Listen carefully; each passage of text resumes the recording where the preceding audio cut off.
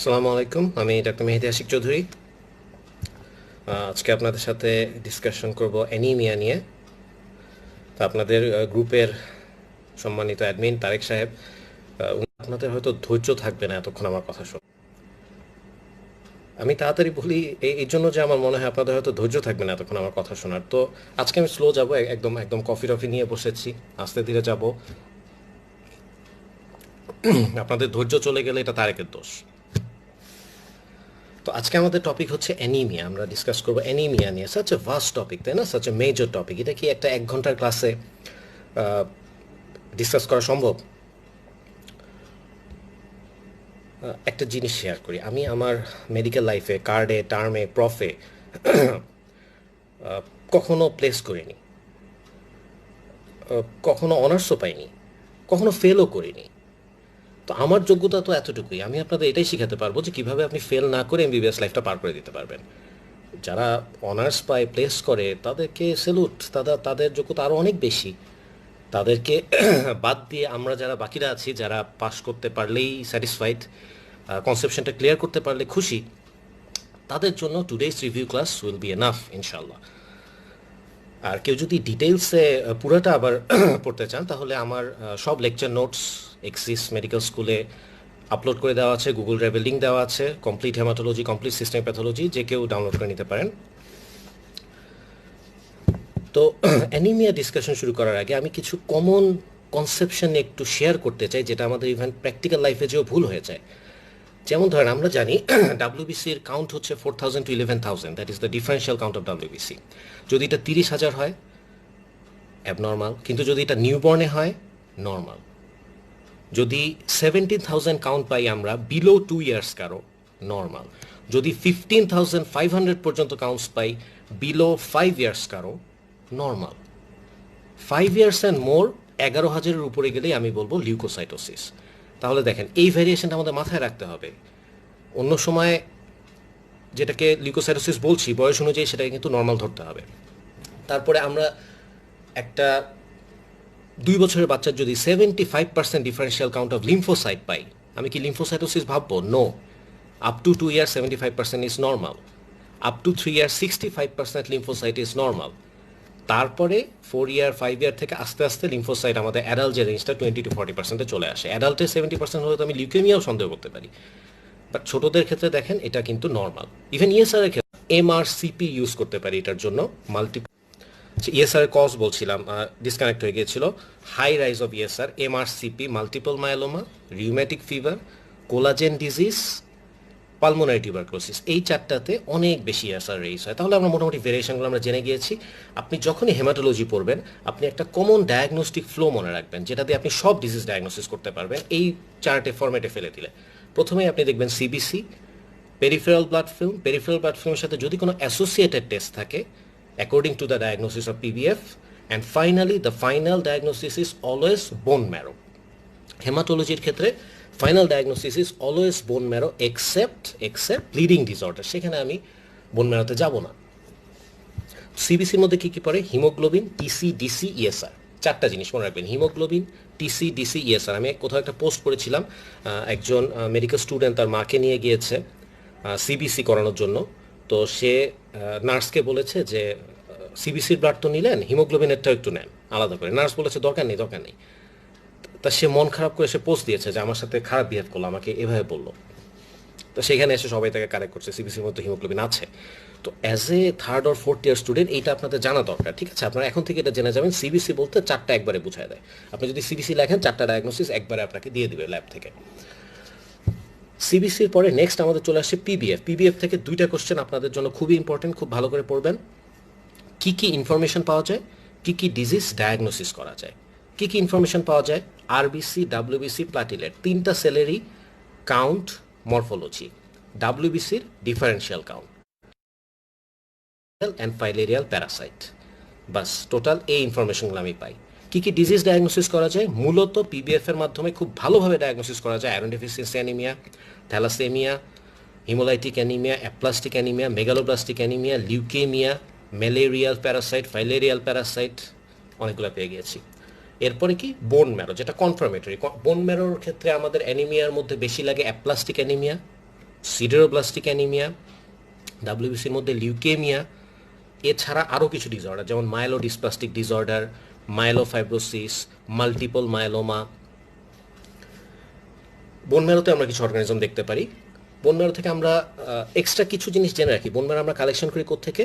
বোন ম্যারোর ডিটেলস আমরা লিউকেমিয়া লেকচারে কিছুটা বলেছি কী কী দেখি, আপনারা চাইলে সেই লেকচারটা যখন দেখবেন খেয়াল করবেন। আমরা বোন ম্যারো থেকে ডায়াগনোসিস জানলাম, বোন ম্যারো কালেকশন করি, এগুলো কোশ্চেন জিজ্ঞেস করে। আমরা কালেকশন করি হচ্ছে স্টারনাম থেকে, শিন অফ দ্য টিবিয়া থেকে, বাট বোন ম্যারো কালেকশনের সবচেয়ে আইডিয়াল সাইট হচ্ছে পোস্টেরিয়র সুপিরিয়র। অ্যাসপিরেশন আর ট্রিফাইন বায়োপসির আইডিয়াটা অনেকের ক্লিয়ার থাকে না।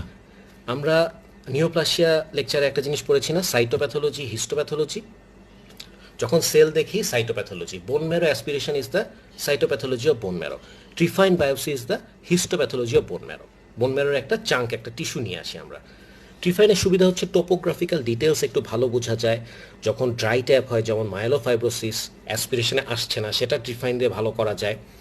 Otherwise aspiration is a good technique, এখানে সবই মোটামুটি পাওয়া যায়। ট্রিফাইনের এক্সট্রা সুবিধা এটাই যে ফাইব্রোসিসের ক্ষেত্রে বা টোপোগ্রাফিক্যাল ডিটেল একটু ভালো বোঝার ক্ষেত্রে বা মাইলোডিসপ্লাস্টিক, মাইলোপ্রলিফারেটিভ এই ডিজিজগুলো একটু বেটার ডায়াগনোসিসের জন্য ট্রিফাইন বায়োপসি ভালো। আদারওয়াইজ ট্রিফাইন বায়োপসির ক্ষতিকর দিক হচ্ছে এটা পেইনফুল, অনেক পেইনফুল। বোন ম্যারোর কন্ট্রাইন্ডিকেশন কি? Pain, bleeding disorder, local site infection. Bone marrow collect করি যে নিডল দিয়ে, এটা কিন্তু আমাদের প্র্যাকটিক্যালে চলে আসে। Bone marrow collection needle, trocar, cannula থাকে, আপনাদের পার্ট লিখতে হয়। এই নিডলগুলো কিন্তু মুসলিম বিজ্ঞানী আবিষ্কার করেছিলেন, জামশিদি নিডল, সালা নিডল। তো ঠিক আছে, বোন ম্যারো নিয়ে আমরা মোটামুটি এই ইনফরমেশনগুলোই কিন্তু লাগে, বেশি লাগে এটাই। তো এরপরে চলে আসেন আমরা সাবজেক্ট প্রপার অ্যানিমিয়াতে চলে আসি। অ্যানিমিয়াকে আপনি কীভাবে ডিফাইন করবেন? Anaemia is define as qualitative or quantitative decrease of hemoglobin level below lower physiological limit in relation with the age and sex of individual. কোনো গ্যাপ থাকবে না, ঠিক আছে? Anaemia is define as the qualitative or quantitative decrease of hemoglobin below lower physiological limit in relation with the age and sex of the individual. আমরা দুই ভাগে এটাকে classify করতে পারি, একটা হচ্ছে মরফোলজিক্যাল আর একটা ইটিওলজিক্যাল। ইটিওলজিক্যাল মানে কী কী কারণে, তিনটা ক্যাটাগরিতে আমরা করি। একটা হচ্ছে ডিক্রিজ প্রোডাকশন, একটা হচ্ছে ইনক্রিজ ডিস্ট্রাকশন, একটা হচ্ছে ইনক্রিজ লস। এটা আমরা অত বেশি পরীক্ষায় দেই না, আমরা দেই কোনটা? আমরা দেই মরফোলজিক্যালটা। মরফোলজিক্যাল কীভাবে ভাগ করি? According to MCV, MCH, MCHC. একটাকে বলি মাইক্রোসাইটিক হাইপোক্রমিক অ্যানিমিয়া। কী কী আছে ওখানে? Iron deficiency, thalassaemia, anaemia of chronic disease, sideroblastic anaemia. এরপরে নর্মোসাইটিক নর্মোক্রমিক অ্যানিমিয়া, এখানে তিনটা, aplastic anaemia, haemolytic anaemia, haemorrhagic anaemia.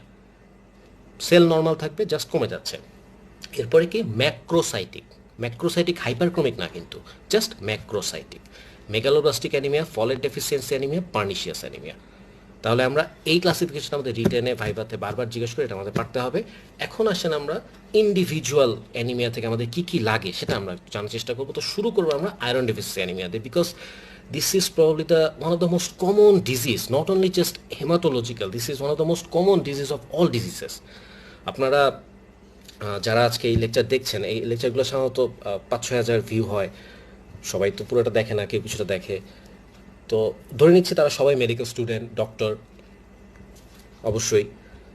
তো গ্যারান্টি দিয়ে বলা যায় যে এই 5-6 হাজার ভবিষ্যৎ চিকিৎসক আপনাদের জীবনে আয়রন ডেফিসিয়েন্সি অ্যানিমিয়া রোগী পাবেন, কোনো সন্দেহ নাই। দিস ইজ সো কমন, আপনারা সবাই পাবেন। তো এই জন্য এটা আমরা একটু ডিটেলসে জানবো, যেহেতু আমাদের এটা ডিল করতে হবে। তা যা বোঝার জন্য আমরা এটা একটু মেটাবলিজমটা জেনে নিই। আয়রন মেটাবলিজম কীভাবে হয়? বডিতে দুইটা ফর্মে আয়রন আসে, একটা হচ্ছে ফেরিক, একটা হচ্ছে ফেরাস। এখন ফেরিকটা হচ্ছে লেস সলিবল, ফেরাসটা মোর সলিবল। সো ফেরিকটাকে ফেরাস হতে হবে। কিভাবে হবে? আমাদের গাটে ডিউডেনামে একটা ডিউডেনাম সাইটোক্রোম বি একটা এনজাইম থাকে। এই এনজাইমটা কী করে? ফেরিককে ফেরাসে কনভার্ট করে। ফেরাসে কনভার্ট করার পরে এই ফেরাসটাকে ব্লাডে পাঠাতে হবে। ব্লাডে যাওয়ার জন্য তাকে প্রথমে গাটের এন্টেরোসাইটে ঢুকতে হবে, এন্টেরোসাইট থেকে সে ব্লাডে যাবে। তাহলে কিছু ক্যারিয়ার প্রোটিন ফেরাসটাকে এন্টেরোসাইটে ঢুকায়, কিছু ক্যারিয়ার প্রোটিন ফেরাসটাকে এন্টেরোসাইট থেকে আবার বের করে। আবার বের করার পর ফেরাসটাকে আবার ফেরিক হতে হবে। কেন হতে হবে? কারণ তাকে ট্রান্সফেরিনের সাথে বাইন্ড করতে হবে। ফেরাস থেকে ফেরিক করে হচ্ছে হেফেস্টিন একটা এনজাইম। ফেরাস থেকে ফেরিক হওয়ার পরে ফেরিক ট্রান্সফেরিন রিসেপ্টর কমপ্লেক্স তৈরি হবে। কেন ট্রান্সফেরিনের সাথে বাইন্ড করতে হবে? কারণ আয়রনটা যেসব সেলে ডেলিভার হবে সেই সব সেলে ট্রান্সফেরিনের জন্য রিসেপ্টর থাকে। সো এই ট্রান্সফেরিন ফেরিক রিসেপ্টর কমপ্লেক্সটা সেখানে বাইন্ড করে আয়রনটাকে রিলিজ করে দিবে। আরেকটা সোর্স হচ্ছে যখন আরবিসি ভাঙে, আরবিসি থেকে হিমটা রিলিজ হয়। হিমের মধ্যে কি থাকে? প্রোটোপোরফাইরিন, আয়রন। হিম অক্সিজেনেস কি করে? এই আয়রনটাকে সেপারেট করে ফেরিটিন হিসাবে স্টোর করে রাখে। That is another storage source. তাহলে আমার যদি ডায়েটারি ডেফিসিয়েন্সি হয়, আমার যদি অ্যাবজর্পশনে এতগুলো ধাপে কোথাও সমস্যা হয়, আমার আয়রন ডেফিসিয়েন্সি অ্যানিমিয়া হতে পারে। তো ডায়েটারি ডেফিসিয়েন্সি কমন, তাহলে আমরা cause of iron deficiency anaemia যদি পড়ি, কী কী পড়বো? একটা গ্রোয়িং বেবি, নিউবর্ন বেবি, তার কনজেনিটাল ডেফিসিয়েন্সি হতে পারে, ডায়েটারি ডেফিসিয়েন্সি হতে পারে। একজন মাদারের প্রত্যেকটা স্টেজে আয়রন ডেফিসিয়েন্সি হতে পারে। মেনস্ট্রুয়েশন, প্রেগনেন্সি, পার্চুরেশন, ল্যাকটেশন, প্রত্যেকটা স্টেজে তার ডেফিসিয়েন্সি হতে পারে। আয়রন ডেফিসিয়েন্সি অ্যানিমিয়া নিয়ে আসলে আমাদের মনে রাখতে হবে যে ওষুধ আর পথ্য, তাই না? আমরা শুধু ওষুধ দিলে হবে না, আমরা রুগীকে কী কী খেতে হবে এটা বলে দিব।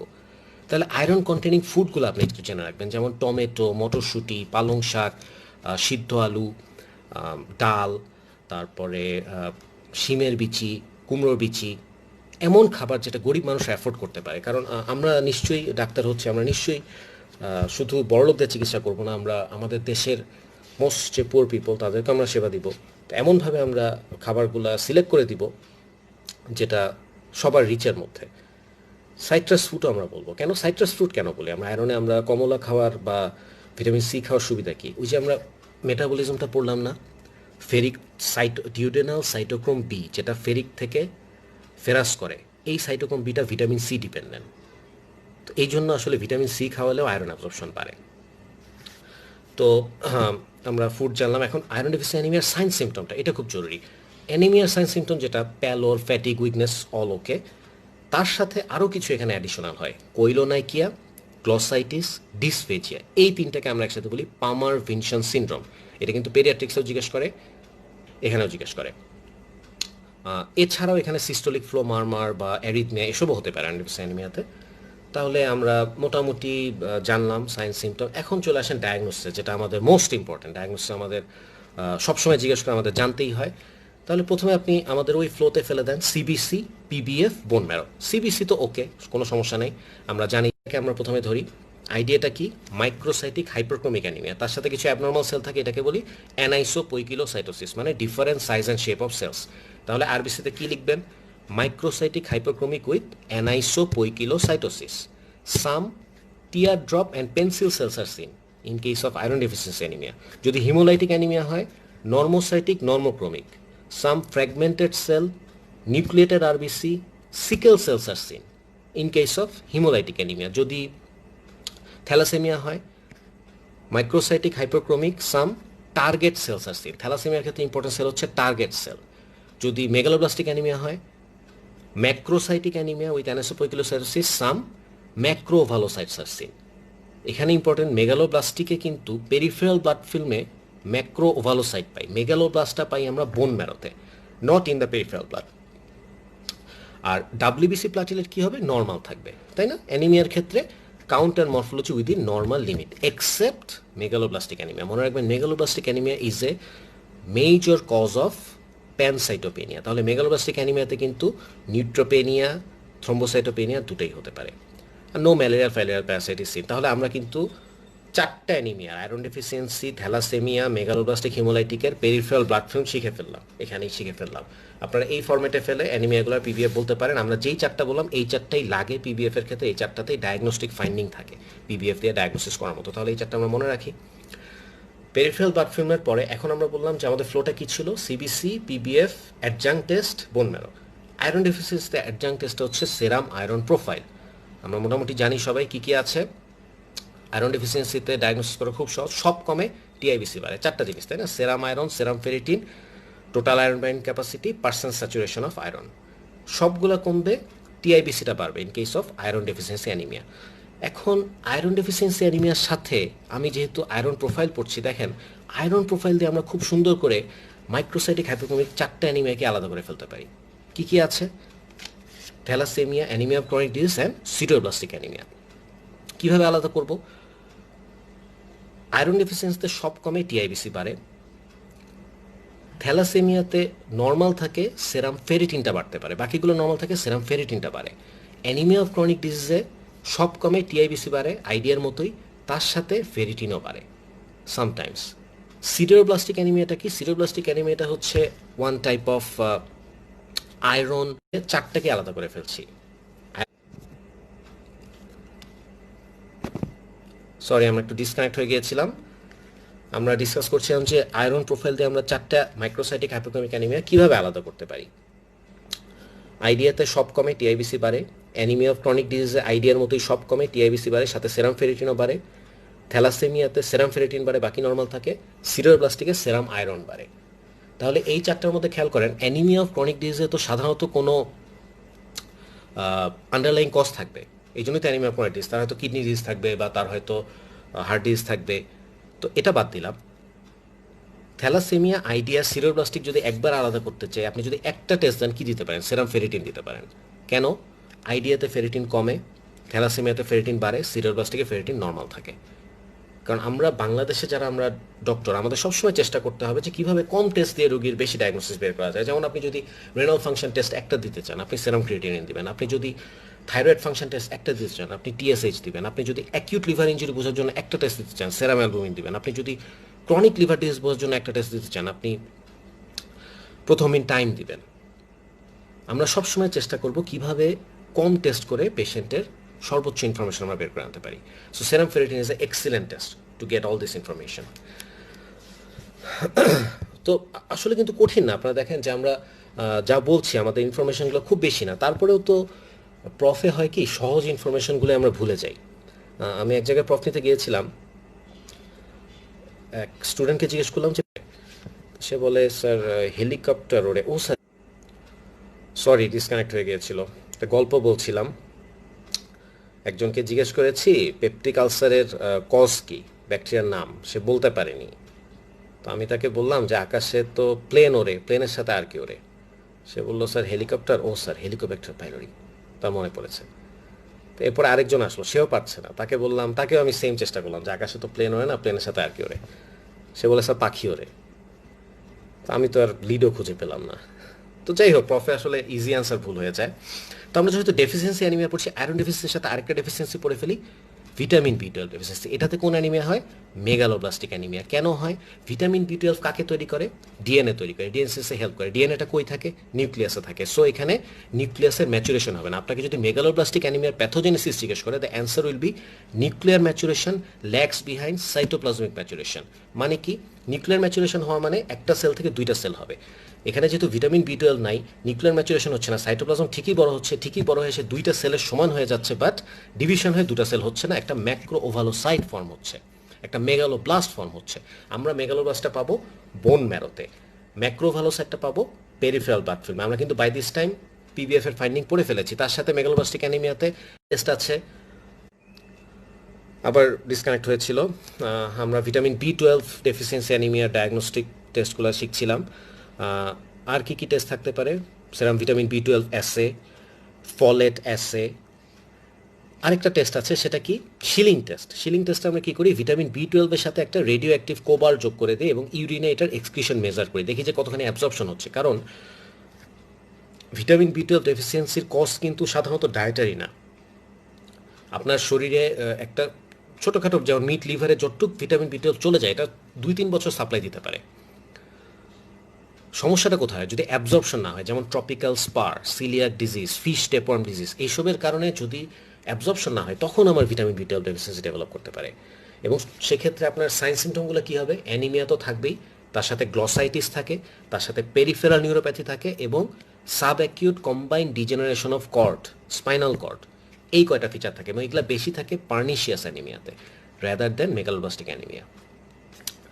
তো পার্নিশিয়াস অ্যানিমিয়াও এখানে আরেকটা, ভিটামিন বি12 ফলেট ডেফিসিয়েন্সি পার্নিশিয়াস। পার্নিশিয়াসে কী হয়?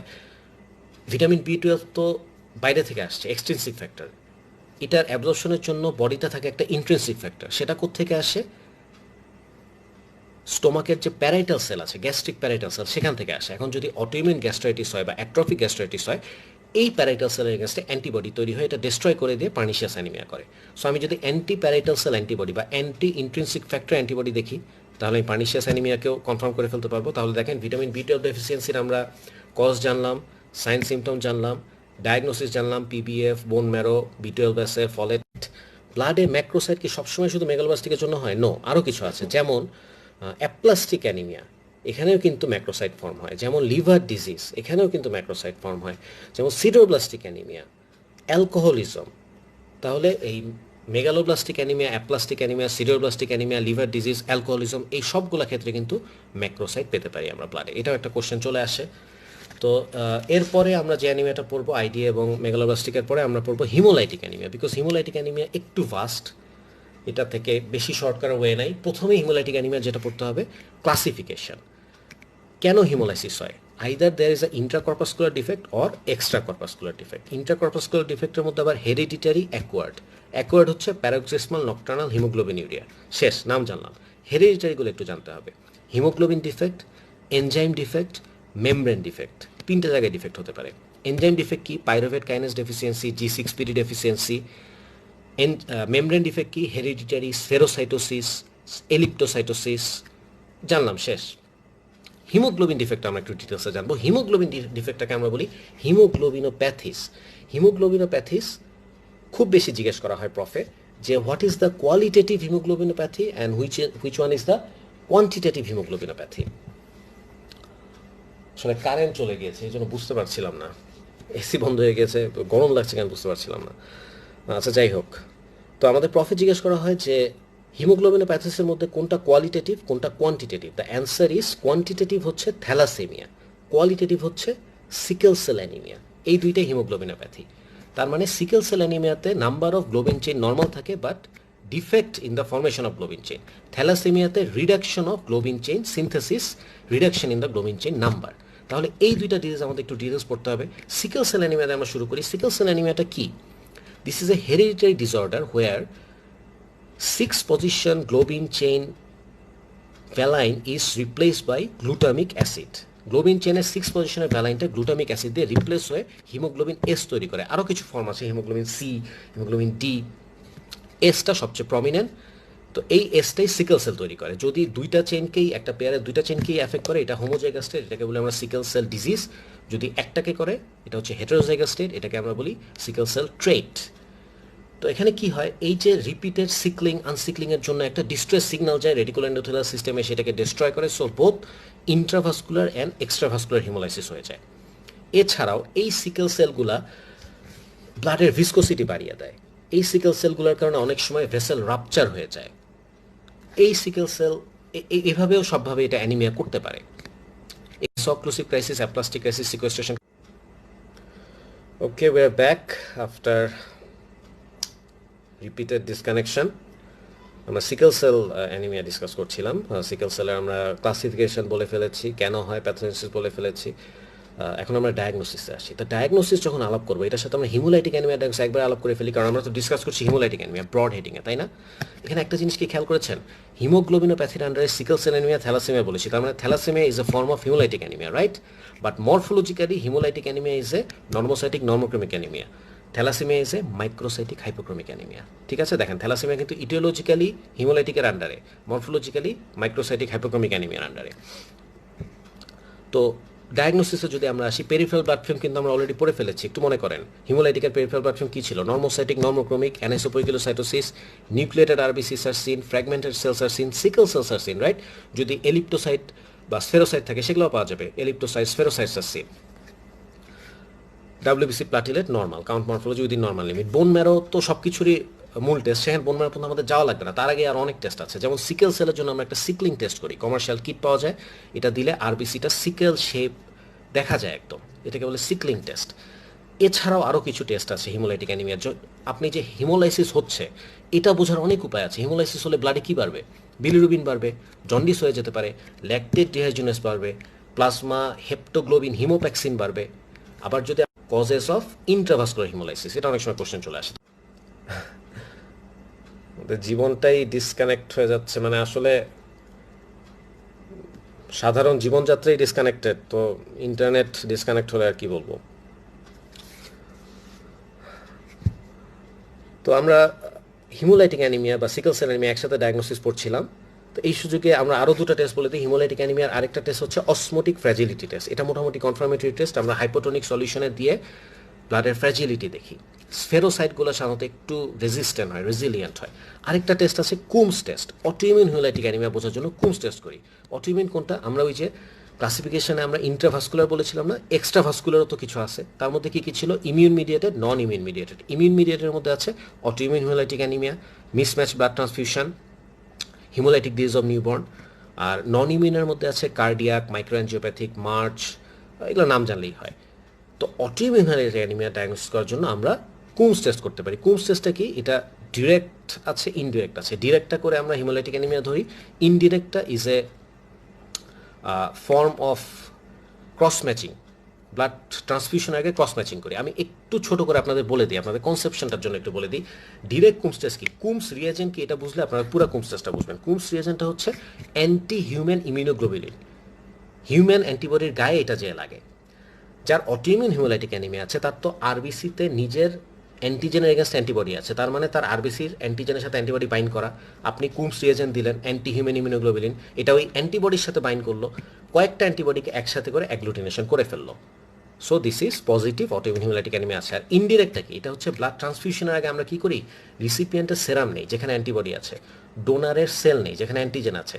যদি দুইটা মিলে যায়, অ্যান্টিজেন অ্যান্টিবডি একসাথে বাইন্ড করবে, তখন আমি কুমস রিয়েজেন্ট দিব, সেটা আবার সেই অ্যান্টিবডির সাথে বাইন্ড করে একসাথে করে অ্যাগ্লুটিনেশন করে ফেলবে। তার মানে এই ব্লাডটা দেওয়া যাবে না। ধরেন একজন এ পজিটিভ মানুষ, আরেকজন হচ্ছে বি পজিটিভ। বি পজিটিভের কি আছে? অ্যান্টি এ আছে। আপনি এ পজিটিভের সেরাম নিলেন, সেরামের মধ্যে অ্যান্টি বি আছে, বি পজিটিভকে দিতে যাচ্ছেন, সেই অ্যান্টি বি এর সাথে বি বাইন্ড করলো, সেখানে আমাদের হিমোলাইটিক অ্যানিমিয়াটাও শেষ হয়ে গেল। এরপরে আমি দুঃখিত, আবারও ডিসকানেক্ট হয়েছে, আজকে খুব বেশি ডিসকানেক্ট হচ্ছে, তো এটার উপর তো আমার হাত নেই। আমরা হিমোলাইটিক অ্যানিমিয়া আমরা মোটামুটি IDA, megaloblastic, haemolytic including sickle cell আমাদের পড়া হয়ে গেল, এর বাইরে আমাদের খুব বেশি লাগবে না। আরেকটা কি important, quantitative defect haemoglobinopathy, that is thalassaemia. থ্যালাসেমিয়াতে কি হচ্ছে? বিটা চেইন সিনথেসিস কমে যাচ্ছে। হিমোগ্লোবিন আমরা জানি আলফা চেইন, বিটা চেইন, তাহলে টোটাল কনসেন্ট্রেশন কে মেনটেন করবে? গামা চেইন আর ডেল্টা চেইন। তারা কোন হিমোগ্লোবিনটা বানায়? তারা বানায় হিমোগ্লোবিন A2 আর F। তাহলে আপনি যখন সেরাম ইলেকট্রোফোরেসিস করবেন, which is the confirmatory test for thalassaemia, সেখানে আপনি হিমোগ্লোবিন এ কম পাবেন, যেটা নর্মাল হিমোগ্লোবিন, হিমোগ্লোবিন A2 আর F বেশি পাবেন। ডায়াগনোসিস আমাদের জানা হয়ে গেল। A2 আর F বেশি হওয়ার সমস্যা কি? এদের সলিবিলিটি কম, অক্সিজেন ক্যারিং ক্যাপাসিটি কম। আরও একটা সমস্যা কি? যখনই এই যে বিটা চেইন নেই, তাহলে ফ্রি আলফা চেইনগুলো কি করবে? ফ্রি আলফা চেইনগুলো একসাথে অ্যাগ্রিগেট করবে, একসাথে অ্যাগ্রিগেট করে এটা আরবিসির প্রোডাকশন ম্যাচুরেশন কমিয়ে দিবে, ডিস্ট্রাকশন বাড়িয়ে দিবে। সো আলটিমেটলি কী হলো? অ্যানিমিয়া ডেভেলপ করলো। সো থ্যালাসেমিয়ার প্যাথোজেনেসিস আমরা বুঝে গেলাম। এখন এটা ক্লাসিফিকেশনে চলে আসি। বিটা থ্যালাসেমিয়া হয়, আলফা থ্যালাসেমিয়া হয়, যেই চেনের সিনথেসিস কম। বিটা থ্যালাসেমিয়া যদি হোমোজাইগাস স্টেটে হয়, এটাকে বলি এটা মেজর, বিটা থ্যালাসেমিয়া মেজর, বা এটা আরেকটা নাম হচ্ছে কুলিস অ্যানিমিয়া। আচ্ছা, ডিসকানেকশনের জন্য আপনারা অনেক কিছু শুনতে পারেনি, আমি ওগুলো রিপিট করব, সমস্যা নেই। আমরা লেকচার শেষ করে কুমস টেস্ট রিপিট করার কথা এসেছে, সাইমা সাদিয়া এবং মেহেদি হাসান অভি, তারা বলেছে কুমস টেস্ট রিপিট করতে, আমি রিপিট করব, সমস্যা নেই। আমরা শেষ করি। তো আমরা বলছিলাম কি যে থ্যালাসেমিয়াতে যেটা হয় যে বিটা থ্যালাসেমিয়া মেজর যেটা, এটা আপনাদের একটু জানতে হবে। এখানে তিনটা ফিচার পাওয়া যায়: অ্যানিমিয়া, হেপাটোস্প্লিনোমেগালি। বিটা থ্যালাসেমিয়া মেজর আমরা অ্যানিমিয়া পাবো, হেপাটোস্প্লিনোমেগালি পাবো, ইনডিরেক্ট, সরি আমাদের বারবার ডিসকানেক্ট হচ্ছে, আমি আচ্ছা এখন মনে হয় আবার কানেকশন এসেছে।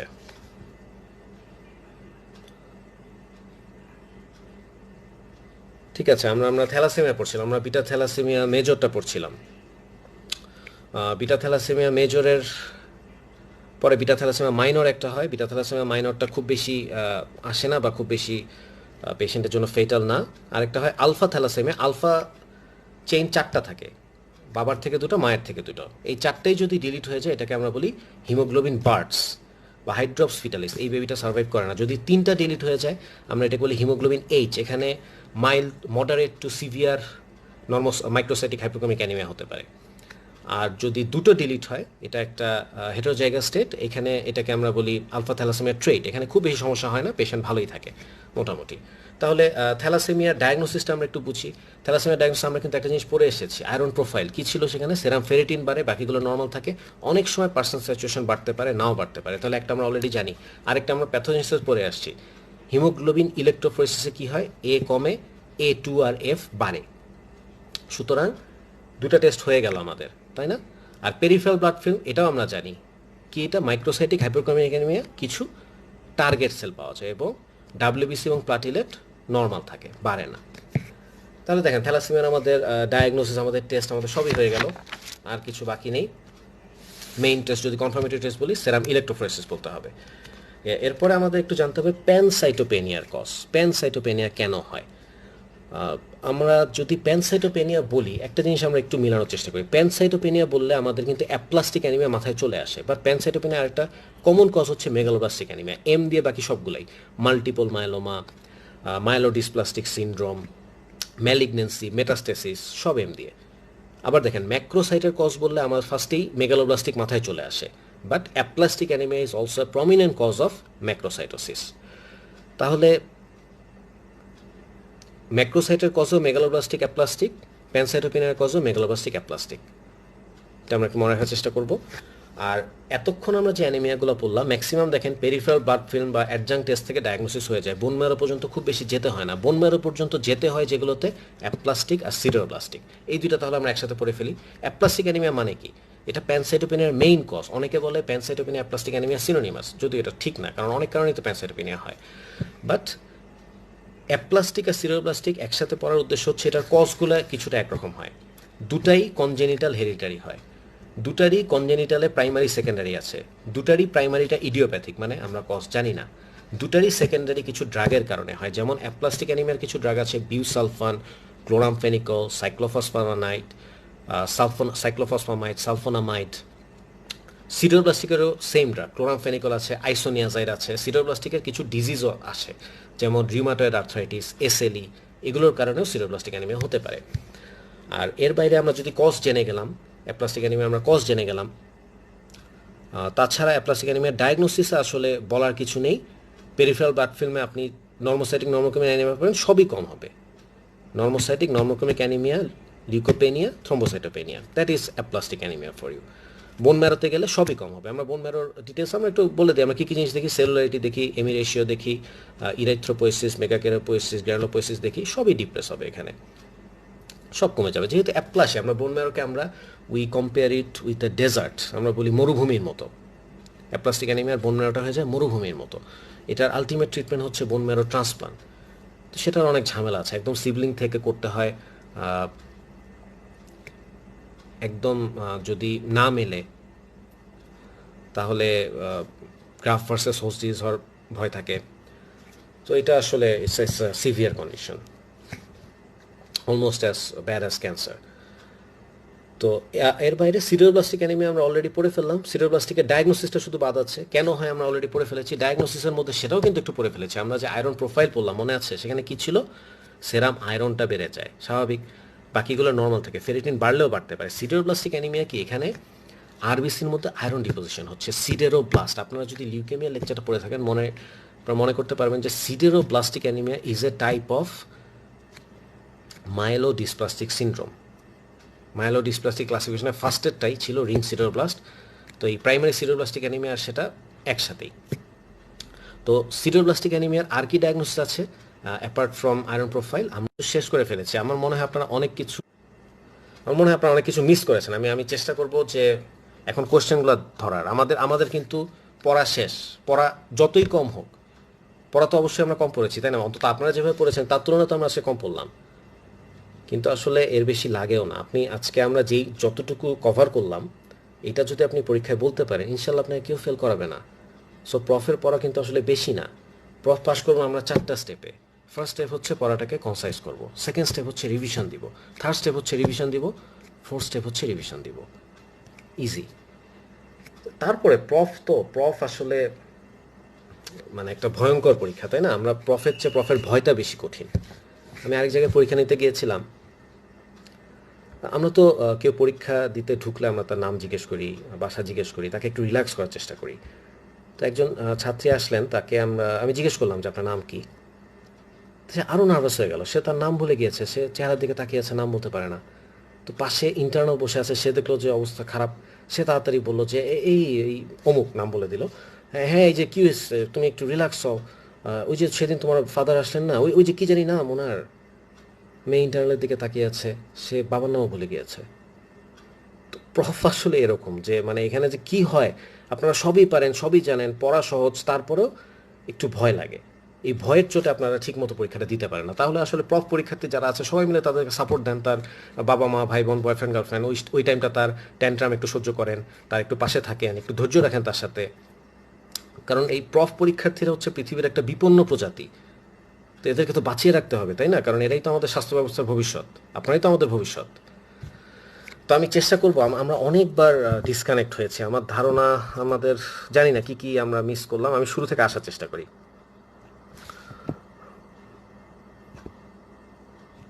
আমি একটু কোয়েশ্চেন দেখার চেষ্টা করব।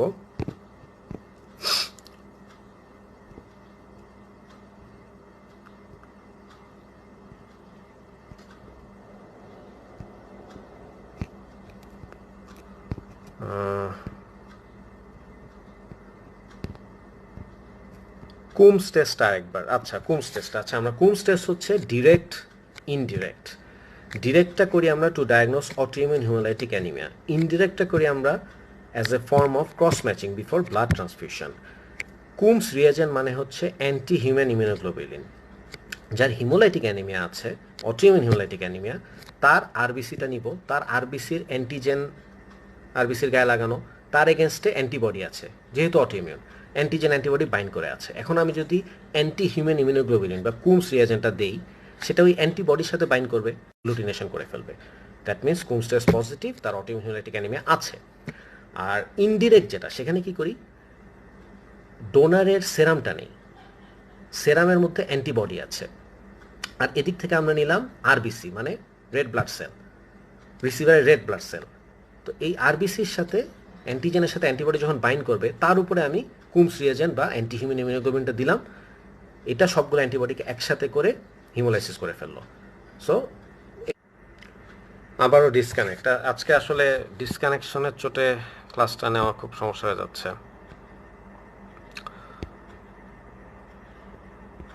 হিমোলাইটিক অ্যানিমিয়া ডায়াগনোসিস ডিসকানেক্ট ছিল, রায়হান কবি সৌরভ বলেছেন। তো আমরা ডায়াগনোসিসটা একটু আরেকবার বলে দিই। হিমোলাইটিক অ্যানিমিয়া, তো আমরা সব ডায়াগনোসিস আমরা কী করবো, সিবিসি দেখবো, হিমোগ্লোবিন রিডিউস, পিবিএফ দেখবো। হিমোলাইটিক অ্যানিমিয়ার পিবিএফে কী পাবো, নর্মোসাইটিক নর্মোকেমিক অ্যানিমিয়া ক্লাসিফিকেশন থেকে আমরা জানি। তার সাথে কী পাবো, ফ্র্যাগমেন্টেড সেল পেতে পারি, নিউক্লিয়েটেড আরবিসি পেতে পারি, ওইদিকে সিকেল সেল যদি থাকে, স্ফেরোসাইট এলিপ্টোসাইট যদি থাকে, রেটিকুলোসাইট কাউন্ট বেড়ে যাবে, ডাব্লিউবিসি প্লাটিলেট নর্মাল থাকবে। অ্যাডিশনাল অনেকগুলো টেস্ট করা যায়, যেমন কুমস টেস্ট, যেমন অসমোটিক ফ্র্যাজিলিটি টেস্ট, যেমন এভিডেন্স অফ হিমোলাইসিস, যেমন বিলিরুবিন বেড়ে যায়, ল্যাকটেট ডিহাইড্রোজেনেস বেড়ে যায়, হিমোগ্লোবিন ইউরিয়া হয়, হিমোগ্লোবিনেমিয়া হয়। তো এই সব কিছু আপনি বলতে পারেন।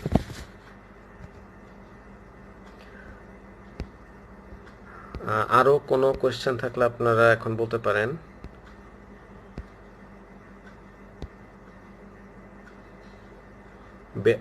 আব্দুল্লাহ আমান বলেছেন, better to ensure the video in the wall, the video will be in the wall.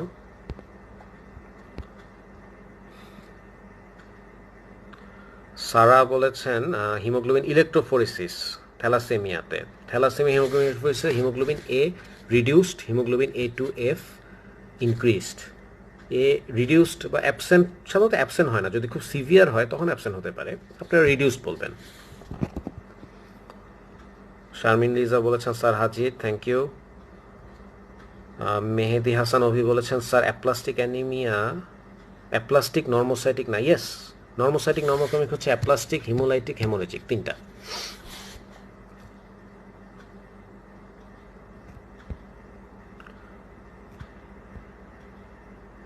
Steyn নিয়ে একটা কোশ্চেন ছিল, আমি মিস করেছি, কেউ একজন স্টেইন নিয়ে জিজ্ঞেস করেছিলেন। পেরিফেরাল ব্লাড ফিল্মে আমরা লিশম্যান স্টেইন করি, যদি সেটা জানতে চান। পিবিএফে আরবিসি ডাব্লিউসি প্যাটার্ন থেকে কী ইনফরমেশন পাওয়া যায় সেটা আরেকবার, আচ্ছা সেটা আরেকবার হচ্ছে যে তিনটারই সাইজ, শেপ, নাম্বার, তিনটারই সাইজ, শেপ, নাম্বার। ডাব্লিউবিসির ক্ষেত্রে ডিফারেন্সিয়াল কাউন্ট, এটা ছাড়া malaria and filaria parasite. Mahmudul Hasan বলেছেন সিডোরোব্লাস্টিক অ্যানিমিয়াটা আরেকবার, আচ্ছা সিডোরোব্লাস্টিক অ্যানিমিয়াটা যদি আরেকবার বলি, এটা কনজেনিটাল হতে পারে, অ্যাকোয়ার্ড হতে পারে। কনজেনিটালের মধ্যে আবার ইডিওপ্যাথিক হয়, অ্যাকোয়ার্ডের মধ্যে আবার ইডিওপ্যাথিক হয়, সেকেন্ডারি হয়। ইডিওপ্যাথিকটা প্রাইমারি আর সেকেন্ডারিটা ডিউ টু সাম কজ। কী কী কারণে হতে পারে? আইসোনিয়াজাইড বা ক্লোরামফেনিকল এসব ড্রাগের জন্য হতে পারে, রিউমাটয়েড আর্থ্রাইটিস বা এসএলএ এসব ডিজিজের সাথে অ্যাসোসিয়েট হয়ে হতে পারে। এটা ডায়াগনোসিসটা কি? আমরা যদি আয়রন প্রোফাইল করি সেখানে সেরাম আয়রন বেশি থাকে, বাকিগুলো নর্মাল থাকে, সামটাইমস সেরাম ফেরিটিনও বেশি থাকে। আমরা যদি বোন ম্যারোতে পার্লস প্রুশিয়ান ব্লু স্টেইন করি আমরা আরবিসিতে আয়রন পাই। বাস, এর বেশি দরকার নেই। আবার ডিসকানেক্ট হয়ে গিয়েছে মারিয়ামিতা বলেছেন। হ্যাঁ, সাইমন আহমেদ বলেছেন অ্যাপ্লাস্টিক আর প্যানসাইটোপেনিয়ার ডিফারেন্স। প্যানসাইটোপেনিয়া মানে সবগুলা সেল কাউন্ট কমে গিয়েছে, anaemia, leucopenia, thrombocytopenia. Aplastic anaemia is one of the cause of pancytopenia.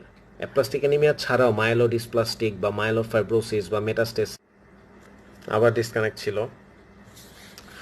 আমি হয়তো সবগুলো কোশ্চেন পাচ্ছি না বা অনেক সময় পরে আসে, কিন্তু আপনারা কোশ্চেন করে রাখেন, আমি চেষ্টা করব এটা অ্যান্সার দেওয়ার। পরে আমি দরকার হলে কমেন্টে অ্যান্সার দিব।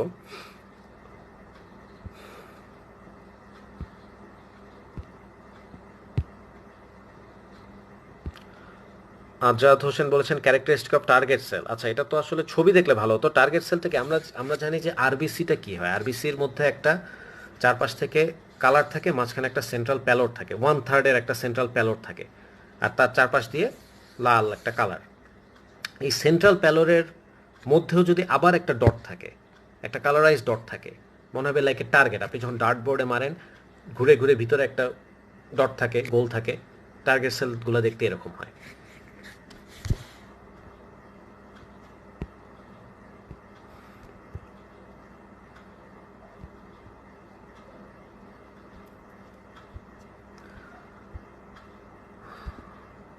আমি দেখেছি যে লাইভ শেষ হওয়ার পরে অনেকগুলো কোশ্চেন দেখা যায়, তো আমি চেষ্টা করবো তখন অ্যান্সার দিতে। আমি এখন যেগুলো দেখতে পাচ্ছি আমি অ্যান্সার দেওয়ার চেষ্টা করছি। আবার ডিসকানেক্ট হয়েছে, সরি। জেরিন এমিলি বলেছেন আবার ডিসকানেক্ট হয়েছে। আমিও খুব সাফার করছি ডিসকানেকশনটা।